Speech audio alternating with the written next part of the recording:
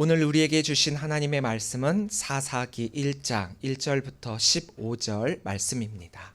사사기 1장 1절부터 15절 말씀입니다. 함께 한 목소리로 읽도록 하겠습니다. 여호수아가 죽은 후에 이스라엘 자손이 여호와께 여쭈어 이르되 우리 가운데 누가 먼저 올라가서 가나안 족속과 싸우리이까? 여호와께서 이르시되 유다가 올라갈지니라. 보라, 내가 이 땅을 그의 손에 넘겨 주었노라 하시니라. 유다가 그의 형제 시므온에게 이르되 내가 제비 뽑아 얻은 땅에 나와 함께 올라가서 가나안 족속과 싸우자. 그리하면 나도 내가 제비 뽑아 얻은 땅에 함께 가리라 하니 이에 시므온이 그와 함께 가니라. 유다가 올라가매 여호와께서 가나안 족속과 브리스 족속을 그들의 손에 넘겨 주시니 그들이 베색에서 10,000명을 죽이고 또 베색에서 아도니 베색을 만나 그와 싸워서 가나안 족속과 브리스 족속을 죽이니 아도니 베색이 도망하는지라. 그를 쫓아가서 잡아 그의 엄지손가락과 엄지발가락을 자르매 아도니 베색이 이르되 옛적에 70명의 왕들이 그들의 엄지손가락과 엄지발가락이 잘리고 내 상 아래에서 먹을 것을 줍더니 하나님이 내가 행한 대로 내게 갚으심이로다 하니라. 무리가 그를 끌고 예루살렘에 이르렀더니 그가 거기서 죽었더라. 유다 자손이 예루살렘을 쳐서 점령하여 칼날로 치고 그 성을 불살랐으며 그 후에 유다 자손이 내려가서 산지와 남방과 평지에 거주하는 가나안 족속과 싸웠고 유다가 또 가서 헤브론에 거주하는 가나안 족속을 쳐서 세세와 아이만과 달메를 죽였더라. 헤브론의 본 이름은 기럇 아르바였더라. 거기서 나아가서 도빌의 주민들을 쳤으니 도빌의 본 이름은 기럇 세벨이라. 갈렙이 말하기를 기럇 세벨을 쳐서 그것을 점령하는 자에게는 내 딸 악사를 아내로 주리라 하였더니 갈렙의 아우 그나스의 아우인 온니엘이 그것을 점령하였으므로 갈렙이 그의 딸 악사를 그에게 아내로 주었더라.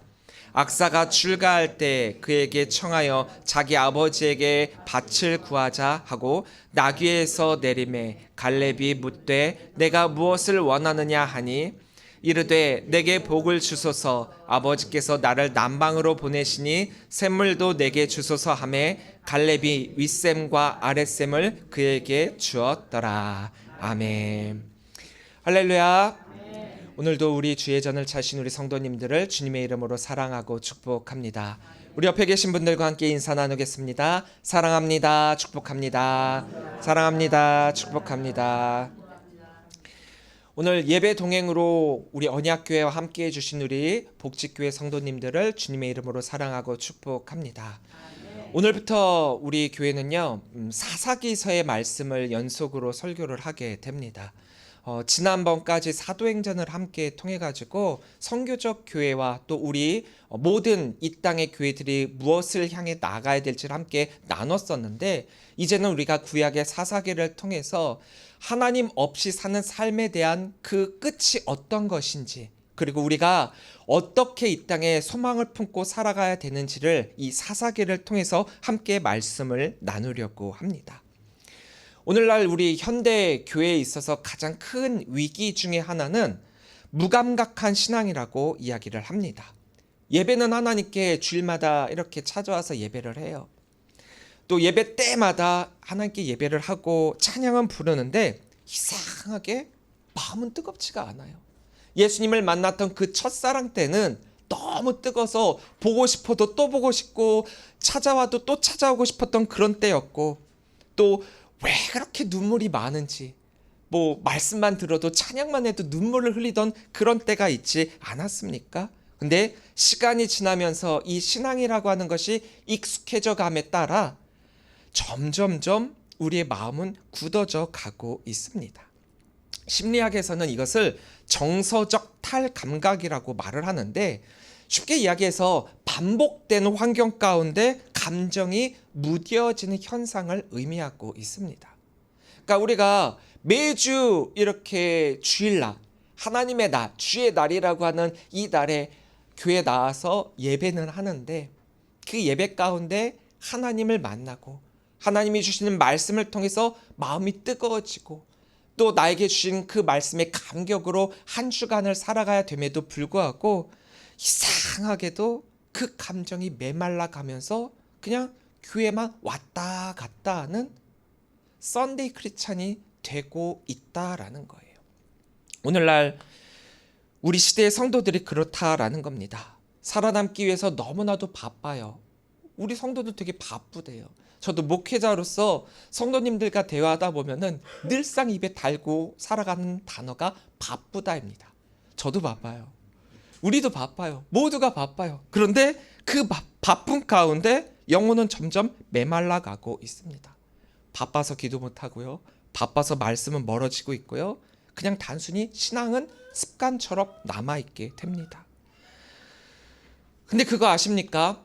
영적, 양적 부흥의 최고봉이라고 여겼던 초대교회가 시작하기 전에도 바로 이런 현상이 일어났다라는 사실을 말입니다. 그때도 역시 오늘날과 같은 모습이었습니다. 예수님이 부활하셨어요. 예수님을 믿고 따르던 많은 무리들이 예수님이 돌아가심을 통해 가지고 실족하고 좌절했었는데 이제 그 예수님이 부활하셨습니다.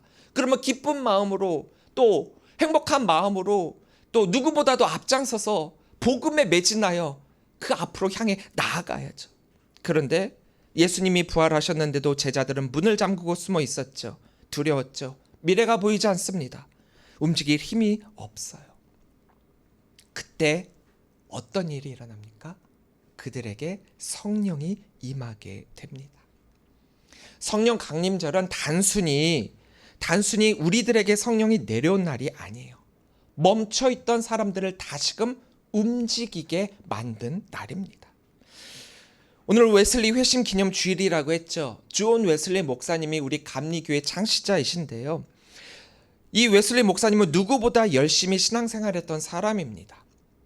우리 감리교를 뜻하는 메소디스트가 규칙쟁이라는 뜻인데 얼마나 열심히 규칙적으로 말씀 보고 말씀 읽고 묵상하고 예배하고 했는지 많은 이들이 이 감리교인들을 보고 메소디스트라고 했을 만큼 이 웨슬리 목사님은 그렇게 멋진 누구보다도 열심히 신앙생활을 했어요. 금식도 하고 기도도 하고 전도도 하고 성경 연구도 했습니다. 바로 여러분들의 모습이지 않습니까? 그런데도 그는 자기 안에 참된 확신이 없었다라고 고백을 하고 있어요. 웨슬리의 일기 1738년 1월 24일자 일기를 보면 이렇게 이야기를 해요. 나는 인디안들을 전도하기 위해 미국으로 갔지만 누가 나를 회심시킬 수 있을까? 나는 그들을 회심시키기 위해 그들을 전도하기 위해 갔는데 누가 나를 전도하고 누가 나를 회심시킬 수 있을까? 굉장히 역설적인 말이지 않습니까? 지금 웨슬리 목사님이에요. 성경 연구가예요. 복음 전도자예요. 그런데 자기의 의, 자기의 열심, 자기의 종교성으로는 하나님 앞에 설 수 없다라고 하는 인간의 한계를 그는 깨닫게 되었다라는 거죠. 그러던 어느 날 이 웨슬리는 런던 올더스케이트 거리의 작은 집회에서 루터의 로마서 서문을 듣게 됩니다. 웨슬리 일기의 1738년 5월 24일자 일기에서 그는 이렇게 말해요. 내 마음이 이상하게 뜨거워지는 것을 느꼈다. 날짜를 기억하세요. 1738년 5월 24일. 이게 우리가 웨슬리 목사님이 회심했다라고 하는 그 회심을 기념하는 날이에요. 이 날짜. 그래서 5월 넷째 주를 우리가 웨슬리 회심 기념 주일로 지키는 겁니다. 그날 이후 웨슬리는 달라졌어요. 그 이전에도 웨슬리는 목사님이었고 이 이후에도 이 웨슬리는 그대로 목사님이십니다. 성도님들은 이 이전에도 성도님이셨고 이 뜨거움을 느낀 이 이후에도 똑같이 성도님이세요. 상황은 바뀐 게 없습니다. 그러나 두려움 속에 머물던 사람이 아니라 이제는 복음을 들고 거리에 나가 전도하는 자가 됐어요. 웨슬리가 올더 스케이트에서 경험한 이 뜨거움은 단순한 감정의 변화가 아니었다라는 거죠. 그냥 가슴이 좀 뜨거워졌네. 내가 뭔가 쿵쾅쿵쾅거리는 마음이 드네. 이게 아니라 내가 무엇을 해야 하는가라고 하는 이 절망적 질문에 갇혀 있었던 그러한 영혼에게 하나님이 이미 하셨다라고 하는 그 복음이 들려오게 될 때 일어난 성령의 강권적 움직임이었다라는 거예요. 그러니까 웨슬리로 하여금 그 전에는 어떻게 보면 이론적인 목회자였었다라고 한다면 머리로는 너무 잘하는 거죠. 하나님이 어떤 분이시고 예수님이 우리를 위해 어떻게 십자가를 지시고 부활하셨는지 머리로는 알았는데 마음으로 느끼지 못했었다라고 한다면 이 성령의 강권적 움직임을 통해서 인간의 열심이 끝난 그 자리에 하나님의 은혜가 시작된 사건으로 이 웨슬리 목사님을 부르셨다라는 거예요. 미국의 보수 복음주의 성향의 구약학자이자 목회자인 데일 랄프 데이비스라는 사람이 사사기 주석이라는 이 책에서 인간의 끝에서 시작하시는 하나님의 신실하심이다라고 이 장면을 표현하고 있어요. 사사기의 역사는 인간의 실패가 끝나는 자리에서 하나님의 신실하심이 시작되는 이야기라는 거예요. 사사기는 역사적으로 볼 때 실패한 책입니다. 역사적으로는 실패했어요. 하지만 그 실패 가운데 우리가 배울 수 있는 게 있습니다. 바로 하나님의 은혜라는 거죠. 웨슬리 역시 자기 열심의 끝에서 은혜를 만났습니다.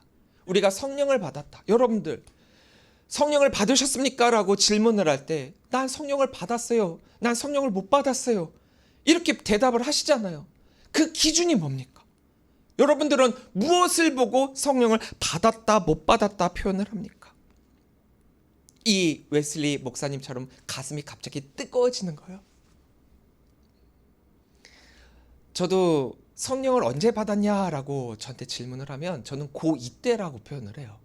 고2 때 수련회에 가서 찬양하고 열심히 기도하는 가운데 저도 뜨거움을 체험을 했거든요.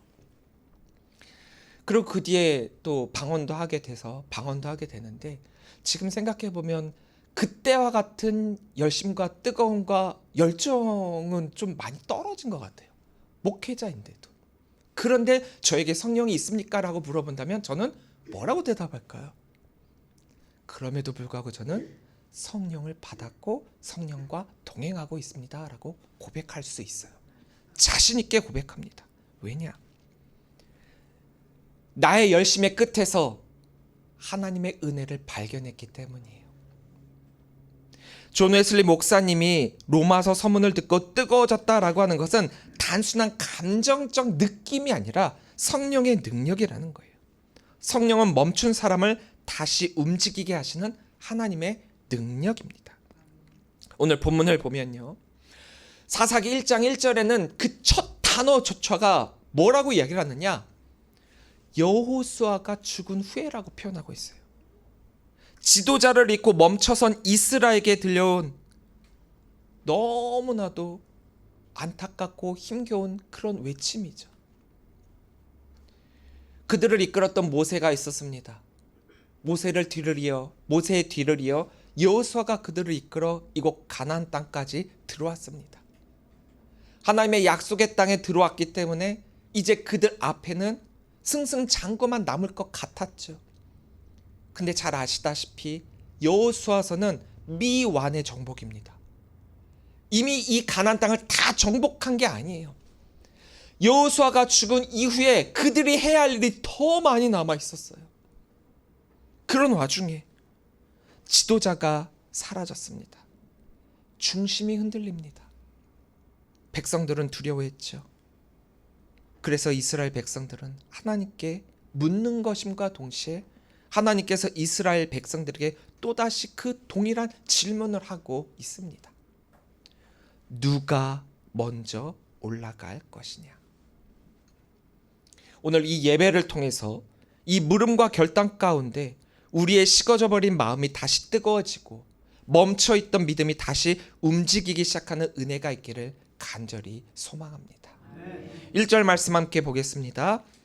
여호수아가 죽은 후에 이스라엘 자손이 여호와께 여쭈어 이르되 우리 가운데 누가 먼저 올라가서 가나안 족속과 싸우리까. 지금 이스라엘이 당면한 가장 큰 문제는 너무나도 당연하다시피 리더가 없다라는 거예요. 지도자가 없다라는 겁니다. 그동안은 모세와 여호수아를 통해서 민족의 모든 대소사를 다 해결해 왔거든요. 그들의 말만 듣기만 했으면 됩니다. 하지만 여호수아가 죽은 후에는 후계자가 없었기 때문에 이스라엘로서는 너무나도 불안한 거죠. 우리가 누구 말을 따르고 어떻게 해야 될까? 이 가나안 땅을 우리가 완전히 다 정복한 것도 아니고 각 지파에게 약속한 그 땅도 우리가 완전히 정복한 것도 아닌데 이제 어떻게 해야 되는가? 여호수아가 죽은 이후에 강력한 통치자가 없었던 이 이스라엘로서는 주변 민족들과 또 미처 정복하지 못한 가나안 원주민들로부터의 그 압박이, 끊임없는 괴롭힘이 너무나도 힘들었던 거예요. 그럴 때 그들이 하나님께 이렇게 여쭙게 됩니다. 우리 가운데 누가 먼저 올라가서 가나안 사람들과 싸우리까? 자, 이 모습을 보고 여러분들은 어떤 생각이 드세요? 이스라엘이 그렇지. 이렇게 어려운 가운데 하나님을 먼저 찾는구나. 우리도 바로 이 이스라엘처럼 어려움이 있고 힘든 일이 있을 때 하나님을 먼저 찾아야 되겠구나. 이런 마음이 혹시 드십니까? 그러면 여러분들은 굉장히 믿음이 좋으실 거예요. 목회자로서 이 장면을 바라봤을 때의 모습과 믿음 좋은 성도님들이 바라봤을 때 이 장면은 어쩌면 좀 다르게 보일지도 몰라요. 여기서 올라가다라고 표현된 히브리어 알라라고 하는 것은 단순히 높은 곳으로 올라간다라는 그런 의미라기보다는 하나님께 순종하여 믿음으로 전진하는 행위를 뜻합니다. 그러니까 누가 먼저 올라갈 것인가 라고 할 때 이 질문은 단순한 군사적인 전략이 아니라 신앙 계승의 질문이며 책임의 질문이라는 거예요. 사람들은 종종 뭔가를 해야 된다라고 할 때 이거 꼭 해야 되는데 이거 꼭 해야 되는데 근데 나는 하기 싫어. 회장은 해야 되는데 누군가가 선교회 회장은 해야 되는데 회장을 해야 된다라고 하고 총회도 하는데 나는 하기 싫어. 근데 누군가는 꼭 해야 돼. 옆에 누구는 아무개 고생 해야지 떠밀듯 하고. 지금 이 장면이 그런 장면이라는 거예요.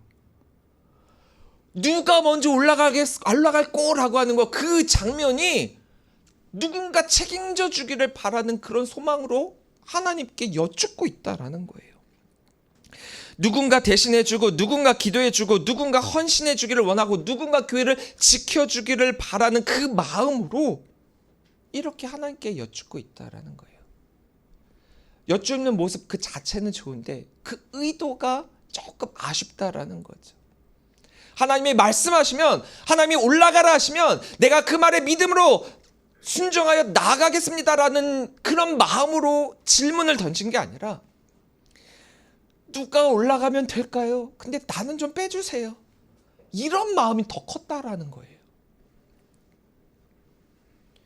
모세 시대도 갔고 여호수아 시대도 갔습니다.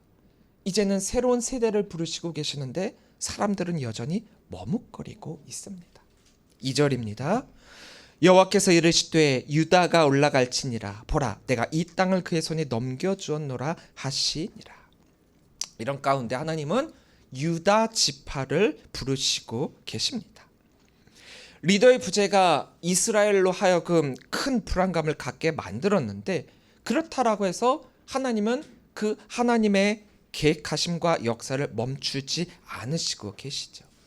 인간을 사용하시는 하나님이십니다. 그러나 인간으로 완성되는 하나님의 계획하심은 아닙니다. 시대는 변하고 환경은 달라지고 믿음의 세대들은 하나씩 사라지고 있습니다. 그러나 하나님은 오히려 그러한 가운데 새로운 시대를 여시고 계세요. 왜 하나님은 그 많은 지파 가운데 이 유다 지파를 콕 집어서 먼저 출천토록 하고 계시는 것일까? 유다는요, 야곱의 축복 속에서 왕권의 약속을 받은 지파였습니다. 그래서 카일과 델리취라고 하는 이들의 이 주석을 보면은 창세기 49장에서 유다에게 주어진 언약적 역할 때문에 이들이 먼저 부름을 받게 되었다라는 거예요. 그리고 유다는 훗날 다윗이 나오는 지파이기도 하고 또 가장 궁극적으로 예수 그리스도께서 오시는 메시아의 계보로서 지정된 지파이죠. 그러니까 하나님은 이미 이 사사기를 통해서도 앞으로 이루실 모든 계획을, 구원의 역사를 준비하고 계셨다라는 거예요.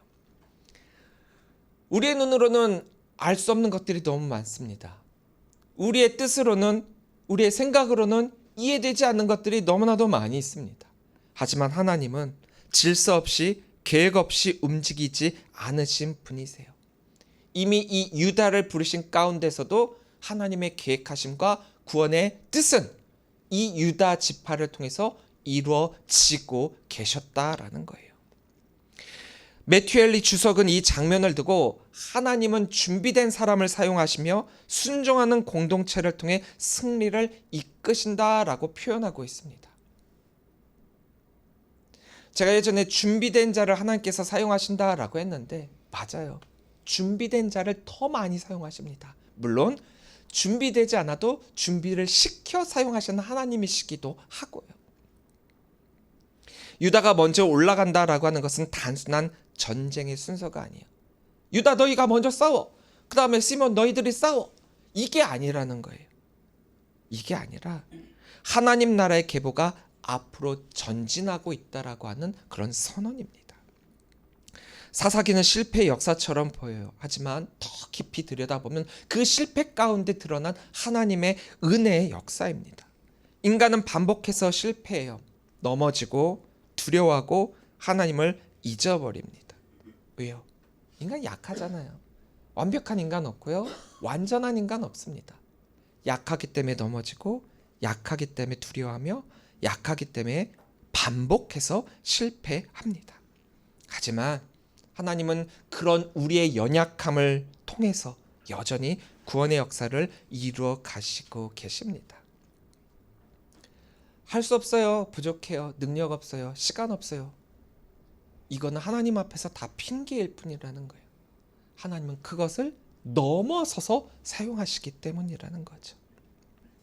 현대인들은 계산한 후에 움직이는 경우가 참 많아요. 확실해야 시작을 합니다. 손해보지 않을 것 같아야 결단합니다. 그러나 하나님은 믿음으로 먼저 올라가는 사람을 찾고 계세요. 신앙은 결과를 보고 움직이는 것이 아니라 하나님을 믿고 움직이는 거예요. 그러니까 기도 응답이 보이지 않아도 기도하는 것이 믿음이고, 환경이 어려워도 예배하는 것이 믿음이고, 상황이 불안해도 내 생각 내 뜻과는 달라도 순종하는 것이 믿음이라는 거예요. 그러니까 한마디로 올라가라 했으면 올라가면 길이 된다는 거예요.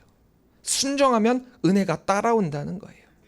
내가 한 발을 내디디게 됐을 때 하나님의 역사는 시작하게 된다라는 겁니다. 성령은 그런 우리를 움직이고 계십니다. 그리고 우리가 움직이기 시작할 그때 죽어있던 믿음이 다시 살아나기 시작합니다. 인간은요, 본능적으로 안전한 걸 택하게 되어 있어요. 불안정한 것과 안전한 게 있다? 그럼 당연하게 안전한 것을 택하게 되어 있죠. 익숙한 것을 떠난 걸 두려워합니다. 그래서 우리가 창세기 12장에서 아브라함이 그의 민족과 있는 곳과 조상과 선조들을 떠나서 하나님이 명하신 그곳으로 가게 되었다라고 하는 그것을 우리가 엄청 대단하게 여기는 그 까닭은 아브라함의 나이와 상황과 모든 것은 그냥 그 자리에 머무는 게 최고의 선택이에요. 그럼에도 불구하고 그가 떠날 수 있었다라고 하는 것. 익숙한 것을 떠나보내는 그 두려움이 있지만 그 모든 것을 다 차치하고서라도 으뜸으로 삼을 수 있었던 그것이 하나님을 신뢰하는 믿음이었다라는 거죠. 사람들은 새로운 순종보다 익숙한 현실을 선택합니다. 이스라엘도 마찬가지예요. 이스라엘에게 익숙한 건 사실 정복이 아니에요. 그들은 40년 동안 광야 생활을 하면서 신앙 훈련을 받기는 했지만 그곳에서 싸움 훈련을 받았습니까? 아니에요. 그런데 이제 가나안 땅에 딱 하나님의 약속의 땅이라고 하는 가나안 땅에 딱 들어왔는데 하나님이 대뜸하신 말기가 너희가 저들을 쳐서 정복해라. 아니 그냥 가만히만 있으면 하나님이 주실 거라고 여겼는데 너희가 가서 쳐서 정복하라. 근데 여기에는 조건이 있다. 그곳에 있는 것을 모두 다 쳐갖고 그들과 타협하지 말아라. 오직 하나님 여호와 한 분만을 섬기며 그들의 말에 귀를 기울이지 말아라. 그들과 통언하지 말며 그들의 문화에 휩쓸리지 말아라. 그런데 가나안은 전쟁의 땅이었죠. 가나안에는 이미 강력한 민족들이 있었고 그들이 가진 무기는 철병거로 너무나도 강대해 보였죠. 하나님이 약속하셨지만 눈에 보이는 현실이 너무나도 컸던 거예요. 하나님이 함께 해주시겠다는 거 알겠어요. 하나님이 가나안 땅을 주시겠다는 거 알겠어요. 근데 하나님 주시겠다 그러면 그냥 주시지 왜 우리를 힘들게 하세요? 그러니까 제가 약간의 타협을 하는 거 이해해 주시겠죠? 저도 많이 양보했어요. 하나님 양보 많이 했으니까 이 정도는 봐주실 수 있죠? 이런 마인드가 요즘 우리 성도들의 신앙이기도 했다라는 거예요. 하나님의 약속보다 현실을 더 크게 보고 믿음보다 두려움을 더 크게 느끼는 경우가 많이 있습니다. 그래서 기도도 미루고 헌신도 미루고 순종도 미룹니다. 나의 능력이 부족해서요? 아니에요. 하나님은 능력을 보고 사용하시는 게 아닌데 우리의 두려움이 우리의 믿음을 마비시키고 있기 때문이에요. 또 사람은 반복되는 실패를 경험하면 학습된 무기력함에 빠지게 됩니다. 내가 이거 해봤는데 안 되더라. 이번에도 실패할 거야. 변하지 않을 거야. 이런 생각들이 내 마음을 꽉 잡고 있는 거예요. 그러면 사람은 점점 도전하지 않게 돼요. 해볼까가 아니라 해서 뭐해. 어차피 안 될 텐데. 움직이질 않아요. 올라가질 않습니다. 그래서 이스라엘 역시 반복적으로 넘어졌어요. 죄를 짓고 압제를 당하고 그래서 그 고통 가운데 하나님을 부르짖게 됩니다. 그러다가 다시 회복하게 되죠. 왜요?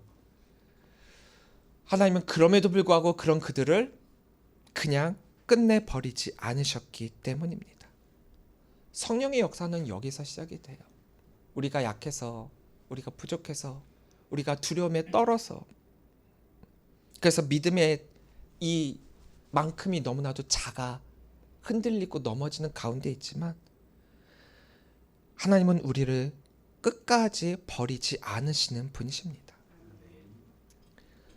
성령은 포기한 사람을 다시 일으키시고 계세요. 아까 웨슬리의 그 절규어린 그 외침을 기억하십니까? 누가 나를 회심시킬꼬? 목회자들도요. 주일날 이렇게 설교를 하고 목회를 하고 그러면 영적으로 굉장히 많이 소진이 돼요.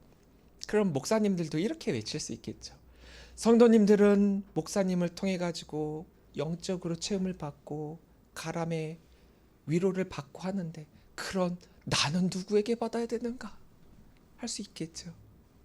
물론 하나님이 계시지만 하나님이 아니라 이렇게 함께 할 수 있는 눈에 보이고 또 가장 가까이 있는 그 누군가를 통해서라고 한다면 말입니다.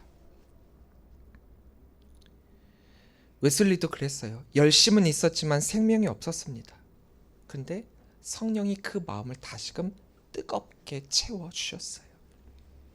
하나님은 싸우기 전에 이미 먼저 말씀하셨죠. 내가 그 땅을 그의 손에 넘겨주겠다. 아직 전쟁이 시작된 게 아니에요. 전쟁 시작도 안 했습니다. 하지만 하나님은 이미 승리를 선언하고 계세요. 일어난 일이 아니라 일어날 일인 것입니다. 그것도 확실하게 일어날 일을 말입니다. 이것이 믿음의 평안이에요. 우리는 결과를 몰라도 하나님은 다 아시죠.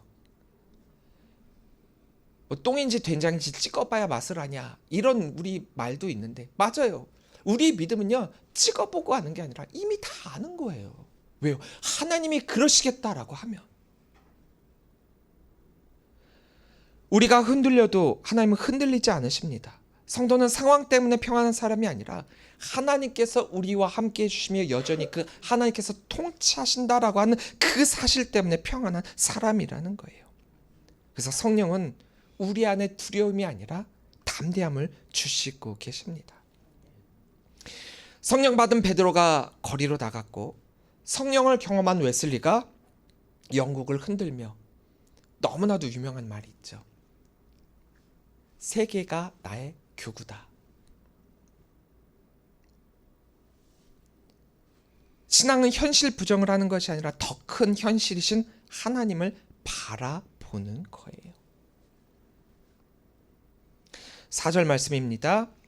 유다가 올라가서 여호와께서 가나안 족속과 브리스 족속을 그들의 손에 넘겨주시니 그들이 베색에서 10,000명을 죽이고. 이제 말씀에 순종하여 유다 지파가 올라가게 됩니다. 그랬더니 하나님께서 약속하신 그대로 그들의 손에 가나안 족속과 브리스 족속을 넘겨주시게 됩니다. 넘겨주셨다라는 말씀은 이미 앞서 말씀하신 것처럼 승리를 주셨다라는 거죠. 나 하기 싫어. 너희가 해봐. 하긴 해야 되는 건 알겠는데 싫어. 나만 빼고. 우리는 복불복이라고 하는 표현을 쓰면서 나만 아니면 돼 그러는데, 해야 되는 건 다 알겠는데 고양이 목에 방울달기처럼 나만 아니면 돼. 그런데요, 그런 가운데 순종하게 됐을 때 하나님의 약속은 나를 통해서 이루어지게 됩니다. 18세기 영국은 영적으로 굉장히 무너지고 있었어요. 산업혁명 속에서 사람들은 기계처럼 삶을 살았고 교회는 형식만 남아 있었습니다. 그때 웨슬리는 교회 안에만 머무른 게 아니라 교회 밖으로 나갔어요. 광산총으로 갔고 거리로 갔고 가난한 사람들 속으로 들어가게 됐습니다. 당시에 이 광부들은 너무나도 가난해 갔고 얼굴이 늘 석탄가루로 덮여 있었거든요. 그런 그들에게 웨슬리가 복음을 전했을 때 그들의 얼굴에는 눈물이 흐르기 시작을 합니다. 여러분들, 석탄가루가 얼굴에 tab작해서 있어요. 그 가운데 눈물을 흘려요. 그 모습이 어땠겠습니까? 그 모습만으로도 굉장히 우스꽝스럽고 또 찌질해 보이고 처량해 보였겠지만 바로 그 눈물이, 그 처량한 그 눈물이 죽어가던 영혼이 살아나고 있다는 증거가 되고 있습니다.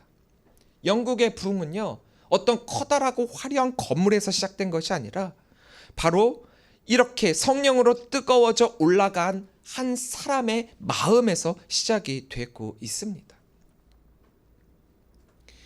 갈렙 역시 그런 사람이었어요. 갈렙, 잘 아시는 갈렙. 오늘 본문에서도 소개가 됐지만 이 본문이 여호수아서에서도 동일하게 또 나오고 있습니다. 갈렙은 누구입니까? 우리가 갈렙이라고 하는 인물에 대해서 생각을 할 때 여호수아와 갈렙, 믿음의 눈으로 저 땅을 바라보고 하나님께 이 산지를 내게 주소서라고 구한 자, 우리가 그렇게 기억하고 있잖아요. 그런데 이 산지를 내게 주소서라고 했었을 그 당시에 이 갈렙의 나이는 85세입니다. 나이가 굉장히 많죠. 그리고 그가 달라고 한 이 산지는 편한 땅이 아니에요. 험한 헤브론 산입니다.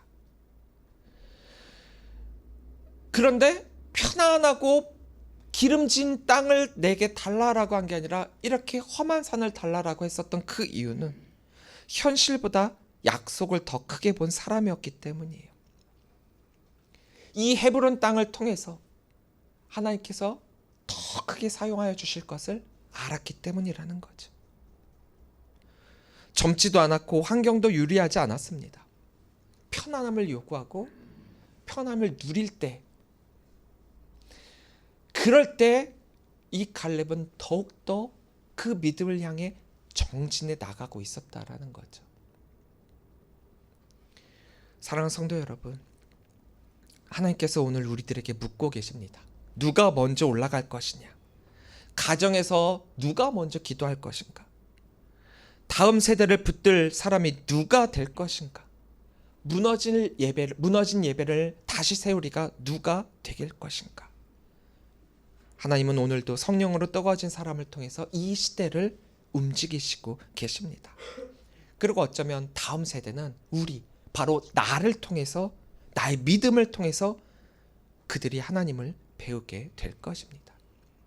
사사기 1장은 여호수아서를 잇는 단순한 가나안 정복 이야기가 아니에요. 이 말씀은 하나님께서 오늘 우리들에게 던지시는 질문입니다. 너는 믿음으로 올라갈 수 있겠느냐? 우리는 완전하지 않다라고 했어요. 자주 두려워하고 자주 식어버리고 자주 멈춘다라고 했습니다. 그렇기 때문에 예수 그리스도가 우리들에게 오신 거예요.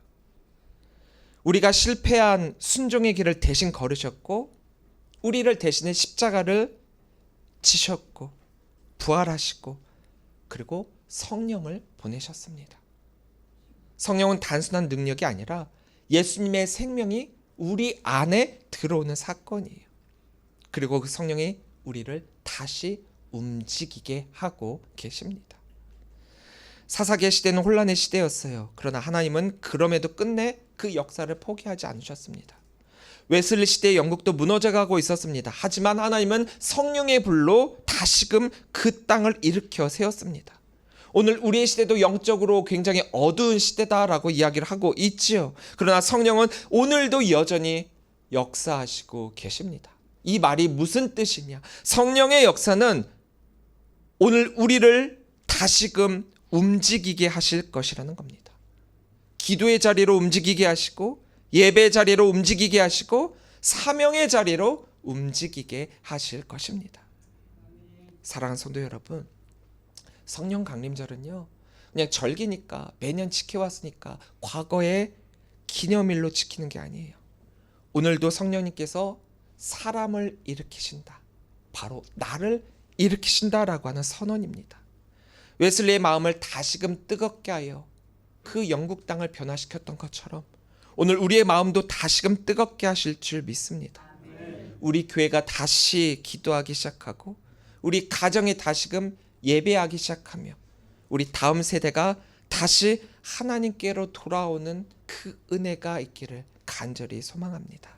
그리고 하나님께서 누가 먼저 올라갈 것인가, 누가 믿음으로 이 앞을 향해 나아갈 것인가 이렇게 물으실 때 주님, 성령으로 저를 다시 움직여 주시옵소서, 제가 올라가겠습니다 라고 우리 모두가 믿음으로 결단하고 대답하실 수 있기를 주님의 이름으로 간절히 축원합니다. 기도하겠습니다.